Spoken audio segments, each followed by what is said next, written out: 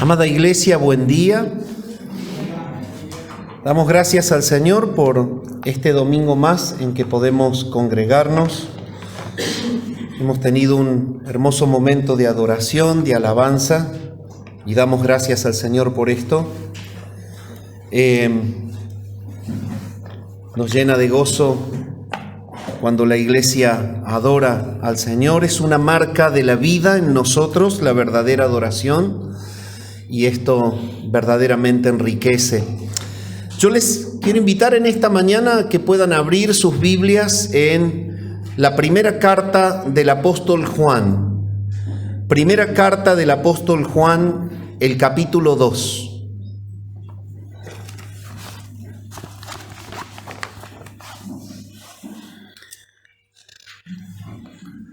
Estamos desarrollando el estudio exegético de esta carta.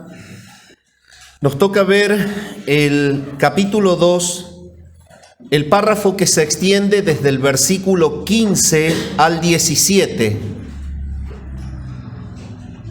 Dice así la palabra del Señor: no améis al mundo, ni las cosas que están en el mundo.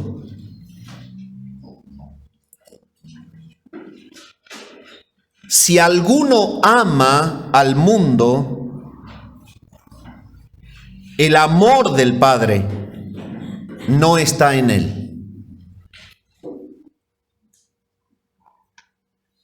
Porque todo lo que hay en el mundo, los deseos de la carne, los deseos de los ojos y la vanagloria de la vida, no proviene del Padre, sino del mundo.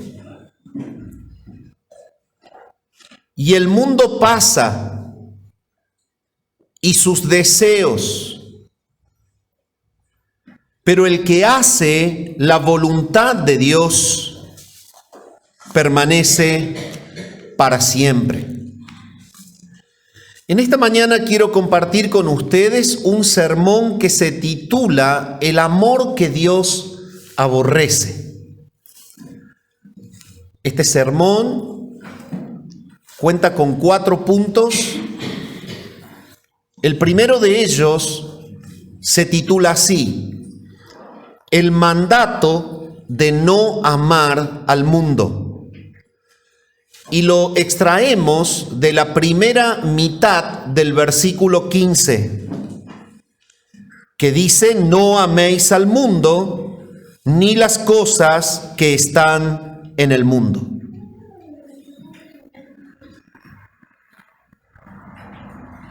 El punto número 2 del sermón significa lo siguiente: la razón por la cual no debemos amar al mundo es debido a quienes somos. Y lo extraemos desde el versículo 15, la segunda mitad, hasta el 17. Dice así: si alguno ama al mundo, el amor del Padre no está en él.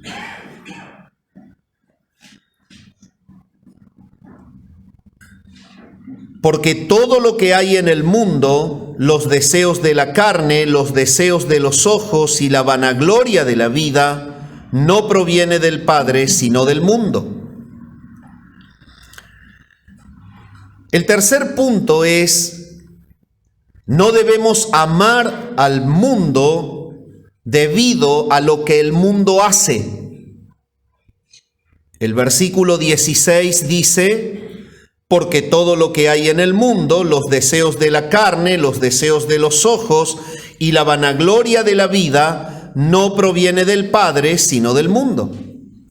Y el último punto es que no debemos amar al mundo debido a hacia dónde va el mundo.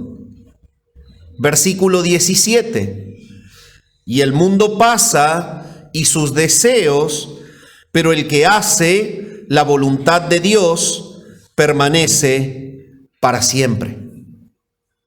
Bueno, estamos entonces desarrollando esta carta de Juan. Habíamos dicho en los mensajes anteriores que Juan, como el último apóstol que le queda a la iglesia vivo en la última parte del primer siglo, se está encargando de fortalecer a la iglesia, de sostener a la iglesia que está siendo atacada por las corrientes gnósticas.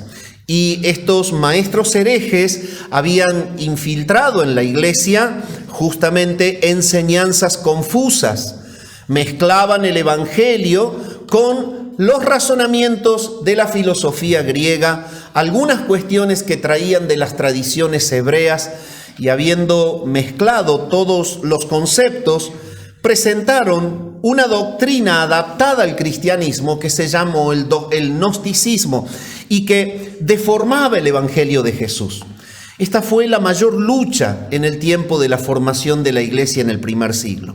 Y estuvimos viendo justamente que uno de los problemas de la corriente gnóstica era el dualismo. Este dualismo que hablaba de que todo lo que se relacionaba con el cuerpo era inherentemente malo y que todo lo que se relacionaba con el espíritu era inherentemente bueno. Entonces, por este motivo, los que tenían enquistado el pensamiento dualista subestimaban el problema del pecado e incluso rechazaban la necesidad del arrepentimiento y del perdón y de la confesión del pecado. ¿Por qué? Porque ellos decían, ya que el cuerpo es malo y el espíritu es bueno, haz lo que tú quieras con tu cuerpo, que nunca te va a ensuciar el espíritu. Entonces, ellos tenían una libertad infundada para pecar. Entonces, el punto es el siguiente. Juan está tratando de que la iglesia identifique la diferencia entre los que son verdaderos y los que no lo son. Y la manera en la que Juan ahora está tratando de apuntalar a la iglesia para mostrarles quiénes son los verdaderos y quiénes no lo son, es en este párrafo el concepto de hacia quién va dirigido tu amor. Alguien dijo que la calidad de nuestro amor se mide justamente por el objetivo hacia dónde va dirigido.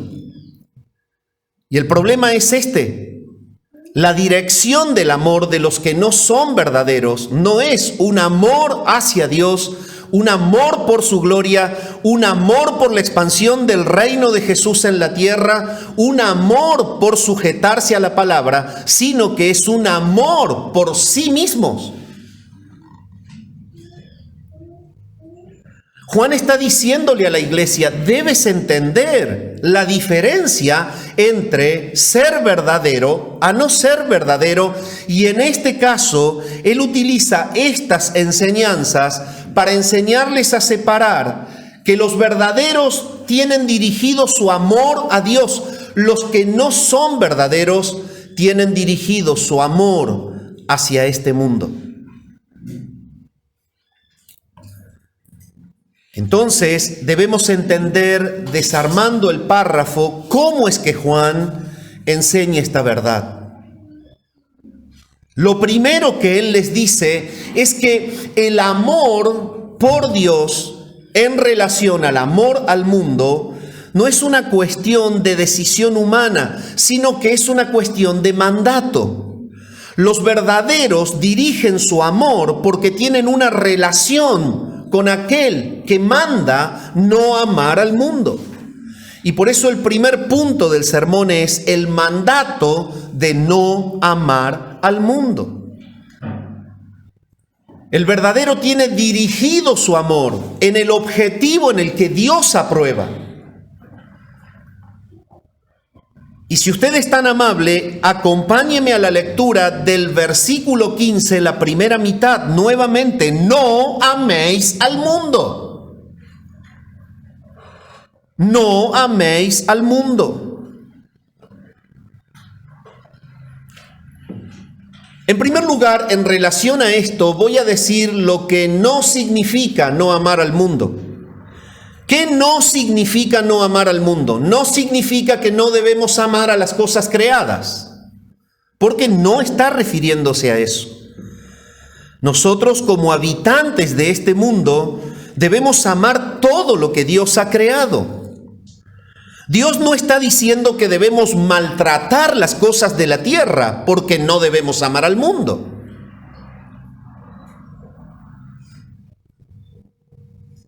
No está diciendo eso porque en su palabra es claro cuando Él dice que fue bueno todo lo que Él creó. Su palabra está plasmada de enseñanzas que hablan de que Él creó todas las cosas para su gloria. Por lo tanto, los hijos de Él deben amar toda la creación de Dios. No se refiere a esto. Entonces, si no se refiere al mundo material,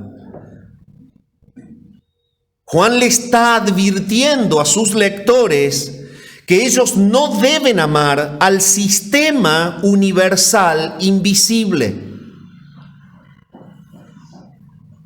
Este es el sistema universal invisible y espiritual de maldad que rige a las sociedades, a las culturas que están en el mundo. La palabra en el original griego allí es cosmos y se está refiriendo justamente al orden mundial. También puede ser tomado como el reino de existencia. Puede ser también concebida la palabra cosmos como la manera de vivir. Y esta manera de vivir, este reino de existencia que tienen impresa las culturas en este mundo, es lo que Juan advierte que no debemos amar, porque en realidad los gnósticos y los que tenían ese problema de confusión amaban al sistema, pero no amaban a Dios. Cuando Pablo enseña esta verdad, está escribiendo claramente al escribirle a los Efesios lo siguiente: en esta manera de vivir, ustedes anduvieron en otro tiempo, siguiendo la corriente de este mundo. Y él les dice aún más a la iglesia. Dice, esta corriente es una corriente conforme al príncipe de la potestad del aire. Les habla de que el gobierno de la corriente de este mundo está manipulado por Satanás. Y les dice aparte, es el espíritu que ahora opera en los hijos de desobediencia. Y usted lo puede cotejar en la carta de Pablo a los Efesios, el capítulo 2 y el versículo 2. Cuando Juan se refiere a esto, él dice en la primera carta, el capítulo 5 y el versículo 19, lo siguiente: el mundo entero está bajo el maligno. Pablo está hablando de que el mundo está bajo la influencia del príncipe de la potestad del aire. Juan dice que el mundo está bajo el maligno. A este término mundo se refiere Juan cuando nos habla en este párrafo. No améis a aquello que está bajo la influencia de Satanás. Y que es justamente la marca de la sociedad y de la cultura que tiene dirigido su amor egoístamente hacia la persona y no a Dios.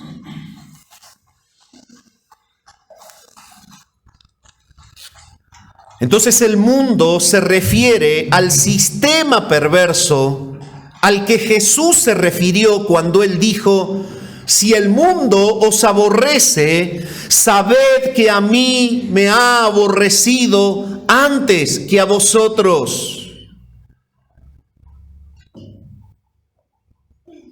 Este es el mundo al cual se refiere Juan. Entonces, de esta manera nosotros podemos ver que no fue un mandato a aborrecer a la humanidad, tampoco fue un mandato a aborrecer la creación material, sino que el mandato fue a aborrecer a ese sistema espiritual perverso que está bajo el control de Satanás, en el cual andan los hijos de desobediencia. Pablo escribe a los Corintios en la segunda carta, el capítulo 10, desde el versículo 3 al 5, y le dice lo siguiente: pues aunque andamos en la carne, no militamos según la carne, porque las armas de nuestra milicia no son carnales, son poderosas en Dios y son justamente para la destrucción de fortalezas, derribando argumentos y toda altivez que se levanta contra el conocimiento de Dios. Esta es la expresión de alguien que no está amando al mundo y que está guiando a la iglesia como Juan quiere guiarla, a que no se sujete a la manera de pensar perversa del sistema que rige las sociedades y las culturas del mundo. Pablo dice que él lleva cautivo todo pensamiento a la obediencia a Cristo. Entonces, cuando Pablo le escribe a los Corintios, hace justamente la misma advertencia y nos ayuda a aclarar lo que Juan dice. Pablo les escribe a los Corintios y dice que el hecho de no sujetarnos a la carne y de no militar según la carne es que con las armas espirituales de la verdad llevamos a todo conocimiento a sujetarse a la obediencia a Cristo. Y aquí claramente muestra dos reinos.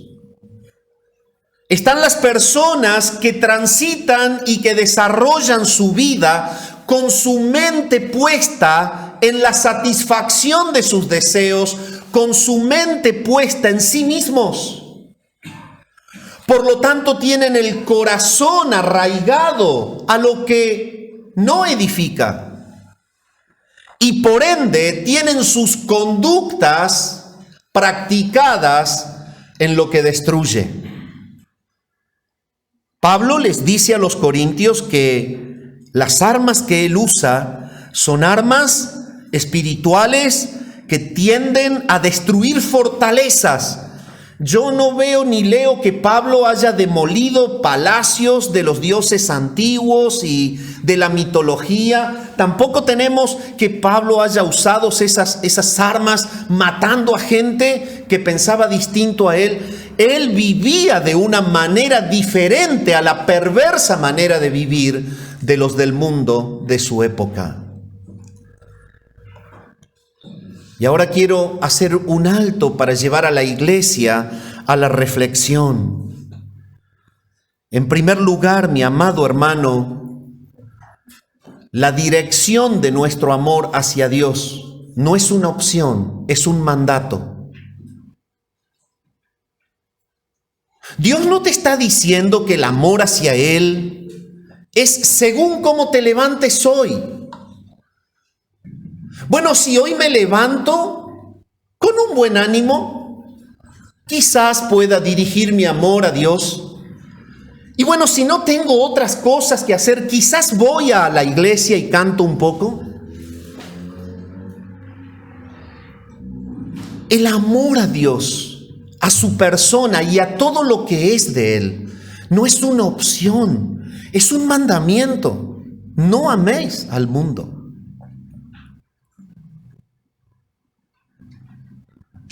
No améis al mundo. En segundo lugar, si tú quieres comprender si tienes vida y si tu amor está dirigido en el sentido correcto, comienza a cuestionarte cuánto pesa para ti el sistema, cuánto te mueve internamente lo que gustan los del mundo.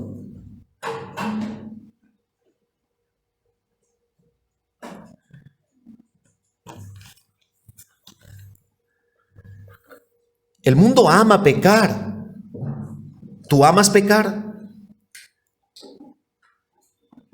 El mundo ama el egocentrismo. ¿Tú amas ser egocéntrico? El mundo aborrece la palabra de Dios. ¿Tú la amas o la aborreces? El mundo aborrece a los que creen en Cristo. ¿Tú los amas o los aborreces?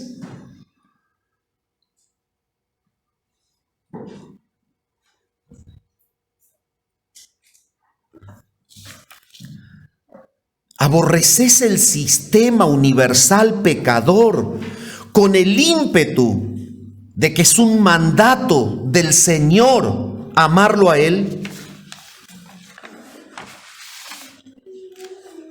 Y bueno, mire, pastor, con sí, con soa. En otros países se dice so.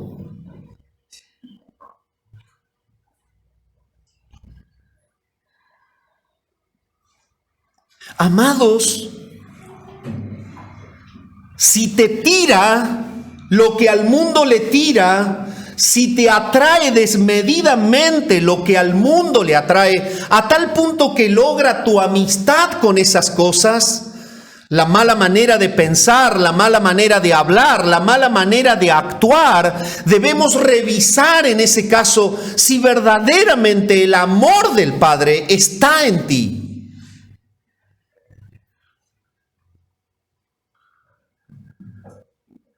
Es que no debemos amar al mundo.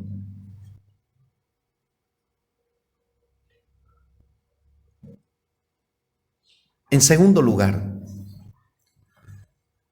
no debemos amar al mundo debido a quienes somos. Si eres tan amable, puedes cotejar la segunda mitad del versículo 15. Dice así: si alguno ama al mundo, el amor del Padre no está en él.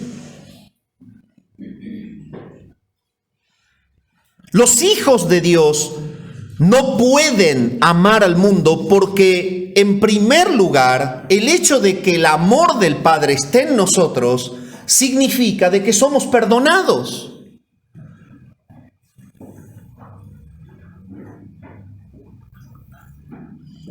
Si usted es tan amable, puede acompañarme a la carta a los Efesios, el capítulo 1,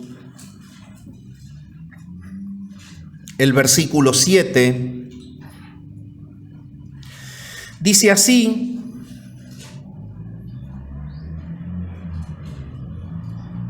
en quien tenemos redención por su sangre, el perdón de pecados, según la riqueza de su gracia.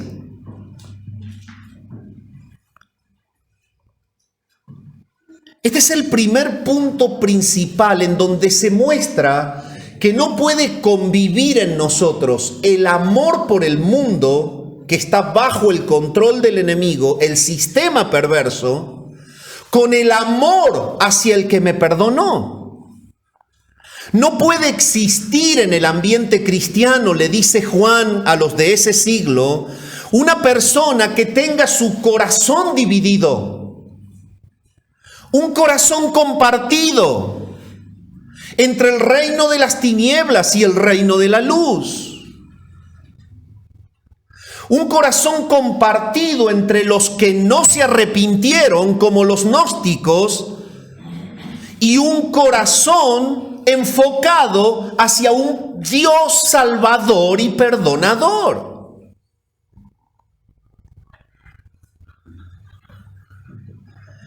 El primer motivo por el cual Juan dice esto es porque son perdonados los verdaderos.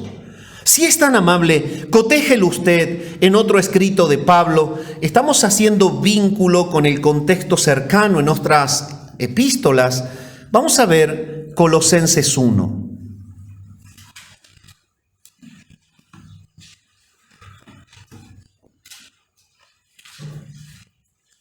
El versículo 14 dice: en quien tenemos redención por su sangre, el perdón de pecados.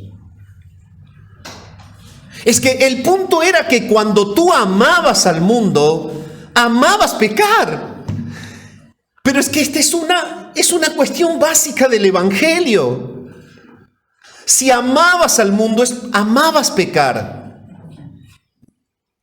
Amabas mentir, amabas envidiar, amabas celar, amabas guardar rencor, amabas el amor por ti mismo, amabas tu altivez, amabas los placeres de la carne. Si verdaderamente eres un verdadero hijo de Dios, debes haber atravesado la barrera del perdón. Si no hay arrepentimiento, no hay salvación. Y un verdadero hijo de Dios ha atravesado la barrera del perdón. Los dos versículos que leímos es que para ser un verdadero hijo de Dios deben haber sido perdonados tus pecados en el nombre de Jesús.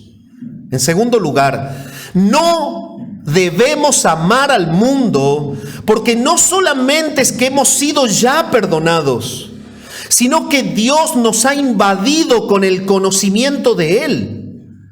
Dios se ha dado a conocer en los que Él ha perdonado. Si usted es tan amable, puede acompañarme a la segunda carta de Pablo a los Corintios, el capítulo 2 y el versículo 14. Mas a Dios gracias, el cual nos lleva siempre en triunfo en Cristo Jesús, y por medio de nosotros manifiesta en todo lugar el olor de su conocimiento. Pero es que, ¿por qué no debemos amar al mundo? Porque Él nos ha perdonado y porque Él se ha dado a conocer. Y lo que está haciendo con tu vida ahora es mostrar al mundo el olor que tú tienes de su conocimiento. Es una expresión que contiene una cierta figura. Más vale que un creyente tiene, obviamente, un impacto en el entorno. Para entenderlo, cómo está aplicada esta manera gráfica de enseñar, ¿qué pasa cuando estamos en un ambiente y entra una persona que ama los perfumes? ¿No? Y estamos en el ambiente y entra uno que ama los perfumes. Entonces no se roció con un perfume, se bañó en perfume. Y cuando entra al lugar, nos impacta la marca del perfume, el olor del perfume. Lo que está diciendo Pablo a los Corintios es que la vida que hay por dentro produce a tu alrededor el mismo impacto que le provoca a tu entorno cuando te echas perfume. Ahora, es el olor de su conocimiento. Entonces, no podemos amar al mundo porque tenemos el conocimiento de Dios. Estamos impactando al entorno con la persona de Dios. Ese es el propósito por el cual Él nos ha salvado.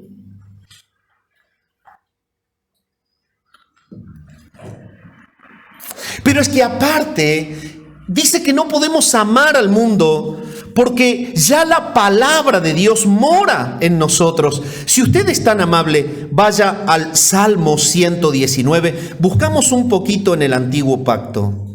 Salmos 119. Y no temas que no lo voy a leer todo. Salmos 119, 11.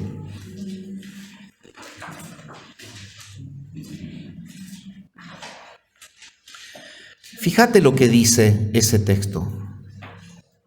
Salmos 119, 11.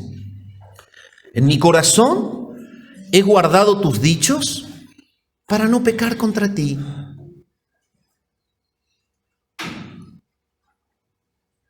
¿Por qué no debemos amar al mundo? Porque esta es la esencia de los verdaderos. Los verdaderos atravesaron el arrepentimiento. Los verdaderos están empapados del perfume del conocimiento de Dios. Los verdaderos guardan la palabra de Dios, que nos aísla de la práctica del pecado. Nos aísla. La palabra de Dios está en nosotros. Hemos guardado su palabra para no pecar contra Él.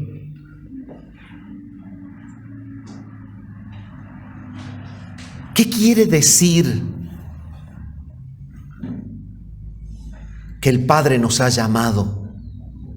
Quiere decir todo esto que les estoy diciendo, por eso lo estoy diciendo.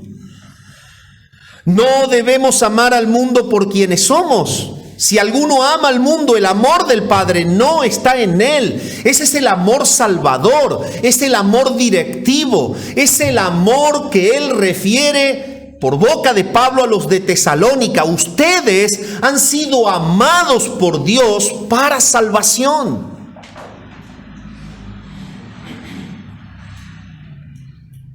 Ese amor te hizo atravesar el arrepentimiento, ese amor te llenó de conocimiento de Él, ese amor te inundó de su palabra, ese amor te lleva a vencer al maligno.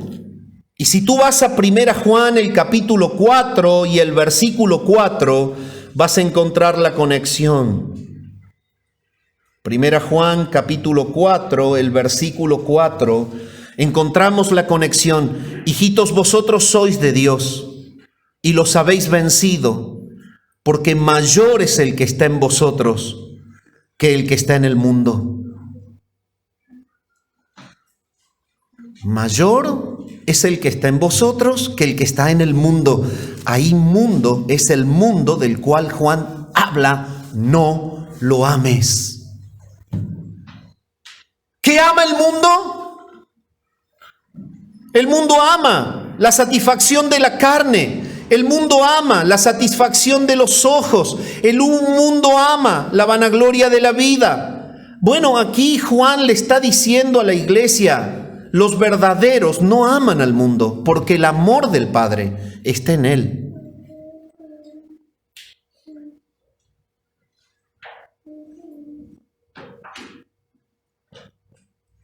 Esto nos lleva a tener una relación cada vez más íntima con el Padre. En 1 Juan capítulo 2 dice lo siguiente, 2 desde el versículo 12 al 14. Os escribo a vosotros, hijitos, porque vuestros pecados os han sido perdonados por su nombre. Os escribo a vosotros, padres, porque conocéis al que es desde el principio. Os escribo a vosotros, jóvenes, porque habéis vencido al maligno. Os escribo a vosotros, hijitos, porque habéis conocido al Padre. Os he escrito a vosotros, padres, porque habéis conocido al que es desde el principio. Os he escrito a vosotros, jóvenes, porque sois fuertes y la palabra de Dios permanece en vosotros y habéis vencido al maligno. Es por esto que Juan le dice a ellos: no amen al mundo, por lo que ellos son.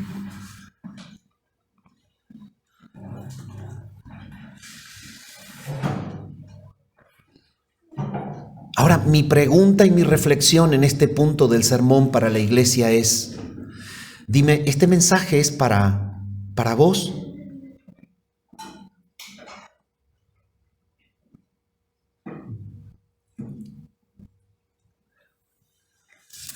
Amar la iglesia bautista reformada no significa amar al Padre. ni que el amor del Padre esté en ti. Estar bajo el techo de la reforma no significa estar bajo la esfera del reino.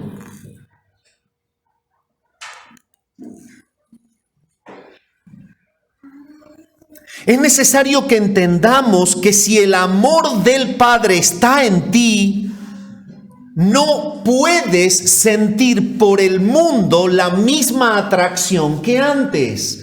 Ese es el punto. Son dos reinos mutuamente excluyentes. Si antes te agradaba mentir, el amor que tienes del Padre te lleva a aborrecer la mentira. Si antes te agradaba robar, el amor que tienes del Padre te lleva a aborrecer robar. Si antes te agradaba fornicar, el amor que tienes del Padre te lleva a aborrecer fornicar. Si antes te agradaba adulterar, el amor que tienes del Padre te lleva a aborrecer adulterar. No améis al mundo. Si alguno ama al mundo, el amor del Padre no está en él. O sea, eso quiere decir, no sos salvo. Es un principio mutuamente excluyente. Por eso cuando no lo entendemos, por eso cuando no lo predicamos, tenemos un montón de gente sentada en la iglesia que se cree que por ser bautista bíblico está en el reino. Mi amado, debes hacer una prueba interna. Si realmente estás en Cristo, vas a aborrecer lo que antes amabas. Esto es estar dentro del reino, que es mucho más importante que llevar la camiseta de bautistas reformados. En tercer lugar, el tercer punto del sermón es: no debemos amar al mundo debido a lo que el mundo hace. Y si usted es tan amable, le invito a que lo lea. El versículo 16 del capítulo 2 dice lo siguiente: porque todo lo que hay en el mundo, los deseos de los ojos, estoy salteando uno, porque todo lo que hay en el mundo, los deseos de la carne, los deseos de los ojos y la vanagloria de la vida no proviene del Padre, sino del mundo. Este es el sistema en el cual estábamos cómodamente desplazándonos en nuestra vida, sujetos a satisfacer los deseos de la carne.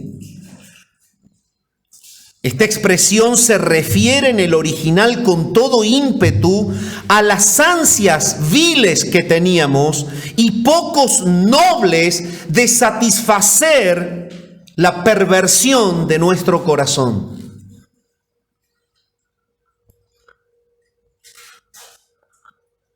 Es el deseo por continuar siendo tan perversos como lo fuimos ayer.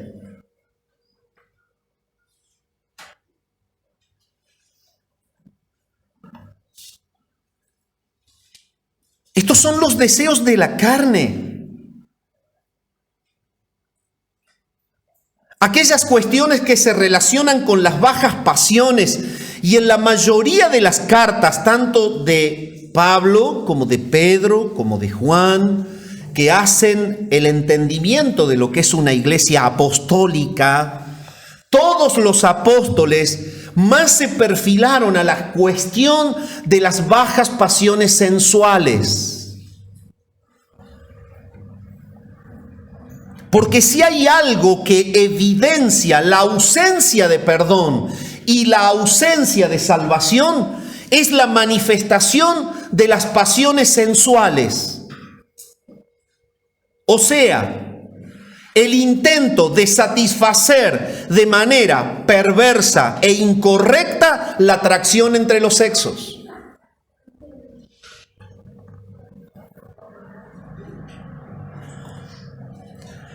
Pero ¿por qué Juan está hablando de esta manera? Porque, como dije al principio, está dándoles la evidencia para que entiendan que otra manera de reconocer a los que son verdaderos, para identificar a los maestros mentirosos, a los falsos maestros, es ver su vida, es ver hacia dónde está dirigido su amor, es ver si el amor está en una dirección correcta, y esa dirección correcta es a Dios y a su reino. Entonces, ellos podían ver que las pasiones de la carne permanecían activas en los gnósticos. ¿Por qué? Porque ya les expliqué que por el dualismo, para ellos, usar el cuerpo de una manera corrupta y perversa no le provocaba nada al espíritu, y esto no enseña el Evangelio. Si tú eres una persona fornicaria y adúltera, no entrarás al reino de los cielos, y eso es lo que dice la palabra. Esto es Evangelio, no lo que ellos predicaban. Entonces ahora dice, no debemos amar al mundo por lo que el mundo hace. O dicho de otra forma, Juan les está diciendo, los gnósticos son del mundo, no tienen luz, no tienen vida. ¿Por qué? Porque aman la corrupción sexual.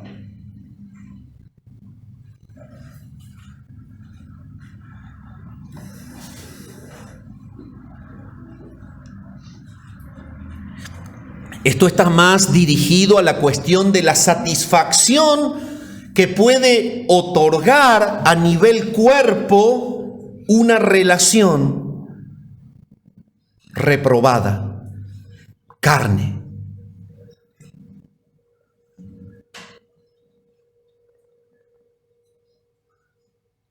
En segundo lugar, no debemos amar al mundo porque el mundo lo que hace es alimentar los deseos de los ojos. Nos referimos al deseo de la carne, ahora vamos al deseo de los ojos. Si una persona tiene corrupción en su interior y no puede vivir con piedad su vida interior, en una relación con la persona que ama de una manera pura y transparente, es porque no ha nacido de nuevo, porque en realidad lo que se evidencia de un corazón que está muerto es la perversión moral.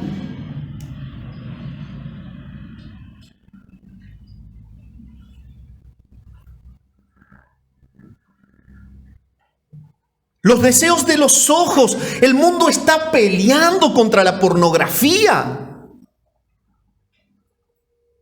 Y a mí no me extraña que el mundo pelee contra la pornografía. En realidad no pelean, pelean por hacer contratos más abultados en ganancias los que producen pornografía. Esa es la única pelea, seguir proliferándola. El problema es que estamos viendo que en la iglesia hay personas enredadas en la pornografía, los deseos de los ojos.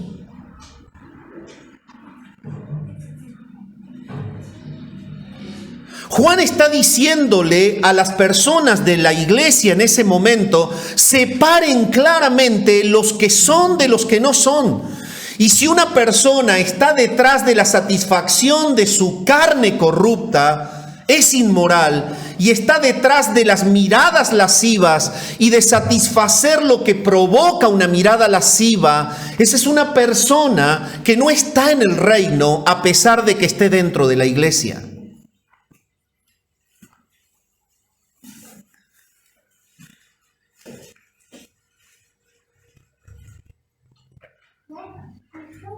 Y usted dice, pero ¿y qué hago?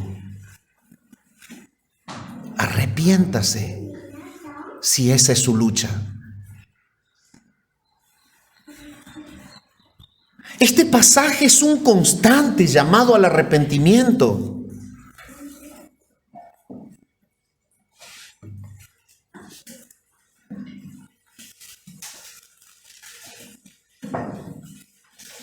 Los deseos de la carne, los deseos de los ojos,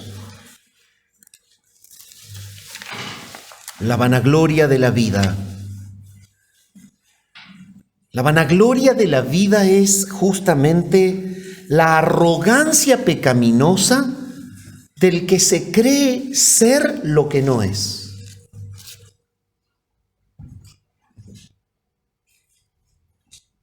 La altivez del corazón no nacido de nuevo es totalmente sujeta, humillada, cuando la persona entiende que es salvo por gracia. Que si está en el reino no es porque él haya hecho el gran esfuerzo o le haya hecho el favor a Dios de creer en Jesús. Es porque por gracia ha sido salvo, por gracia ha sido perdonado, por gracia cree en Cristo. Y al estar humillado bajo la gracia, evidentemente no se cree ser más que nadie, se cree estar al servicio de todos. La humildad del corazón es lo que evidencia si en el corazón hay luz. Si en ese corazón hay luz es que reina Jesús.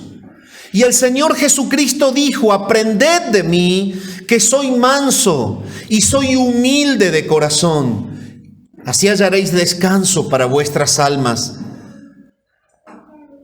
Entonces, mis amados, lo que Juan les está diciendo a ellos es: observen que la arrogancia de la vida evidencia que Cristo no está ahí, evidencia que no hay luz. ¿Y por qué habla de esta arrogancia de la vida y de los deseos de la carne y de los deseos de los ojos? Porque es la marca de los gnósticos.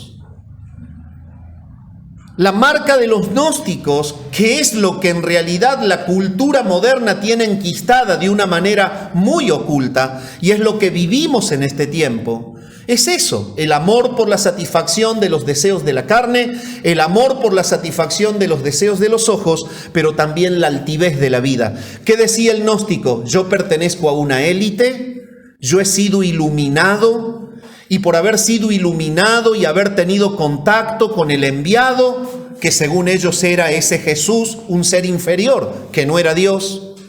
Grave problema del gnosticismo. Pero yo he sido iluminado y pertenezco a una élite. Vos no entrás ahí.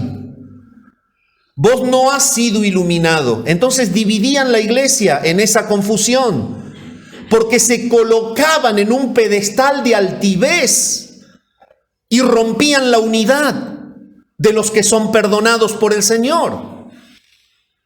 Pero ese pedestal de altivez es el que tenemos nosotros hoy muchas veces, cuando nos creemos más que otros, cuando creemos que por estar en una institución tenemos autoridad y poder sobre otros, cuando nos creemos que por estar en la iglesia somos más que otros.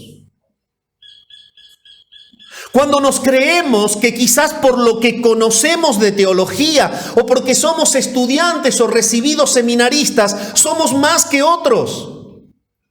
Eso es vanagloria de la vida, eso marca de que estamos todavía bajo la corriente de un sistema corrupto y reprobado. Eso habla de que debemos revisar si nuestro amor está dirigido en el sentido correcto.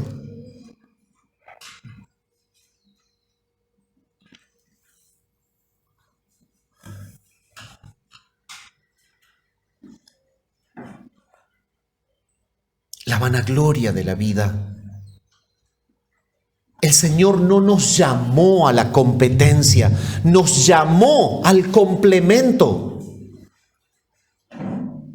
La iglesia está empapada de Jesús cuando cada hermano no tiene ni siquiera el esbozo de sentirse que es más que el otro. Por eso cuando Pablo escribe sus cartas, él les dice a los hermanos: consideren al otro como superiores a ustedes, no como inferiores a ustedes. Porque él se asegura, tanto como Juan, de enquistar el concepto de que los que están en luz no se compiten, se complementan.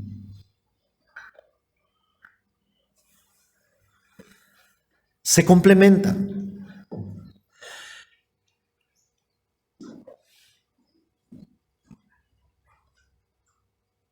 Pero el versículo termina diciendo: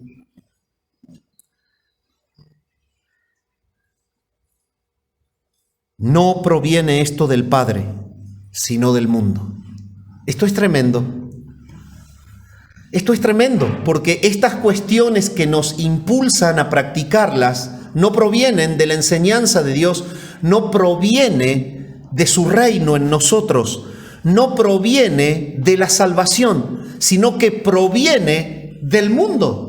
Es lo que el mundo corrupto, rebelde, impío te propone. Y lo más triste es que muchos creyentes, sin diferenciar esto, intentan muchas veces probar y caminar por las sendas desde donde el Señor nos sacó. Juan hace la separación clara. Esto no proviene del Padre, sino del mundo. Y permítame llevarlo a la reflexión antes de pasar al último punto ya para terminar. ¿Estás atraído diariamente a transgredir la palabra de Dios?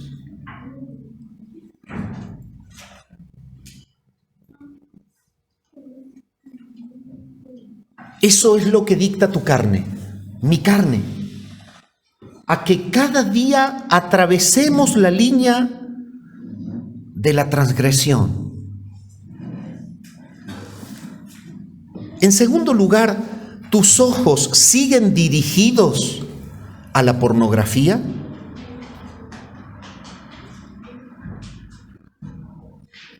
Hermano,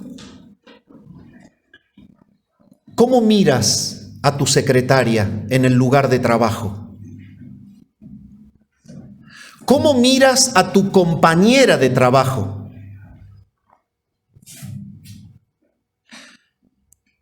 Hermano amado varón, ¿cómo miras a tu compañera de facultad, de estudio? ¿Con qué ojos la miras? Hermana querida, ¿cómo miras a tu jefe? Dime, ¿por allí no se te cruza cuando estás en el toilet buscando tu ropa por la mañana, ponerte algo para no pasar desapercibida delante de su mirada? ¿O delante de la mirada de algún compañero de trabajo?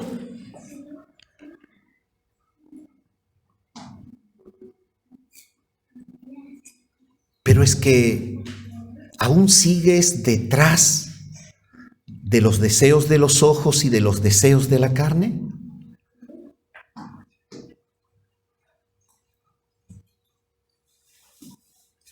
¿Sigues aún enfocado en satisfacer deseos de grandeza? ¿En ser superior al otro? ¿No has podido aún superar la vanagloria de la vida y entender que si vivimos, vivimos para el reino y para el Rey, para su gloria? En cuarto lugar, no debemos amar a este mundo debido a donde está dirigido el mundo. El versículo 17 dice, y el mundo pasa, y sus deseos, pero el que hace la voluntad de Dios permanece para siempre. Esta razón por la cual no debemos amar al mundo es tal cual por lo que el pasaje dice, es porque el mundo pasa. Estas cuestiones son las que justamente el Señor, cuando venga en su venida y establezca su reino, son las que va a destruir.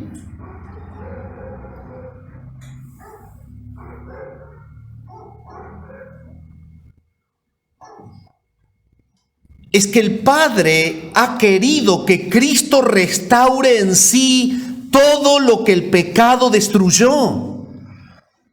Y es que cuando Él venga a instituir su reino, justamente va a apuntar a los juicios en contra del pecado, en contra de los pecadores no arrepentidos, en contra de un sistema corrupto que no da gloria al Creador. Juan está diciendo, no podés estar detrás de esto. Es justamente lo que el Señor va a venir a enjuiciar y a condenar. El mundo pasa. Acompáñeme, si es tan amable, a Romanos capítulo 8. Romanos, el capítulo 8. El versículo 20. Porque la creación fue sujetada a vanidad, no por su propia voluntad, sino por causa del que la sujetó en esperanza. Porque también la creación misma será librada de la esclavitud de la corrupción a la libertad gloriosa de los hijos de Dios. Ese es el destino final del mundo. Esas cosas que ama la gente del mundo son objeto de juicio y son objeto de descalificación de Dios para poder entrar en el reino. Entonces, lo que Juan les está diciendo, si sos un miembro del reino, no debes amar lo que no es del reino. El mundo va camino a pasar. El término griego allí es, o entrega este ímpetu, va camino a desaparecer. Entrega el ímpetu de disgregarse, entrega el ímpetu de desvanecerse. Y es allí donde quizás muchos tenían en ese momento la mirada puesta, en las cosas que están yendo camino a desvanecerse, que no son productivas, que no son edificantes, que no son eternas. El versículo 21 nos dice lo siguiente: porque también la creación misma será libertada de la esclavitud de corrupción. Entonces Juan está diciendo, tú no debes amar al mundo porque el mundo pasa. ¿Qué quieres ser un esclavo de la corrupción como ellos? Tú has sido liberado para vivir la libertad de Jesucristo. Tú tienes la posibilidad de no andar detrás de los deseos de la carne, de la satisfacción de los deseos de la carne. Tienes la posibilidad de ser libre de esa práctica que esclaviza. Tienes la posibilidad de ser libre, de poder dirigir tus ojos hacia lo bueno, porque Jesús es tu Rey. Tienes la posibilidad de ser libre, justamente, de no creerte más que nadie, porque Jesús es quien te enseña su humildad y su mansedumbre. Si eres tan amable, puedes acompañarme a la segunda carta de Pedro. Volvemos a la doctrina apostólica. Segunda carta de Pedro. Hemos revisado escrituras de Pablo. Ahora estamos revisando alguna de Pedro. Hay muchas más, pero yo creo que nosotros al predicar no debemos predicar sermones eternos, sino sermones horarios. Y a veces no podemos leer todo lo que pudiéramos leer. Segunda Pedro 3:10.